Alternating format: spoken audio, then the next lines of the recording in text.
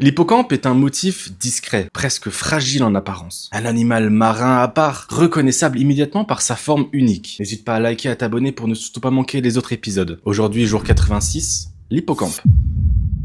L'hippocampe est connu depuis l'Antiquité. On le retrouve dans des textes grecs et romains, souvent associés à la mer et aux divinités marines. Son nom vient directement du grec hippos, qui veut dire cheval, et campos, qui veut dire créature marine. Preuve que sa silhouette intrigue depuis toujours. Pendant longtemps, l'hippocampe reste un animal mystérieux. De petite taille, vivant près des côtes, il est observé par les pêcheurs et les marins, mais rarement compris. Cette étrangeté naturelle lui donne une place particulière dans l'imaginaire maritime. Avec le développement des ports et de la navigation côtière, l'hippocampe devient un motif décoratif que l'on retrouve sur des gravures, des objets marins, puis progressivement dans le tatouage. Il est souvent choisi pour sa forme singulière, très différente des autres animaux de l'océan. Dans la culture polynésienne, l'hippocampe est aussi présent dans le tatouage. Il est associé à l'océan et aux déplacements côtiers. Il est généralement stylisé pour s'intégrer à des motifs géométriques plus larges. Comme pour les autres animaux marins, il n'est jamais isolé. Il fait partie d'un ensemble qui raconte un parcours, une lignée ou un lien fort avec la mer. Aujourd'hui, l'hippocampe est devenu un motif courant dans le tatouage contemporain. Mais son origine reste profondément liée à l'histoire maritime et aux cultures qui ont vécu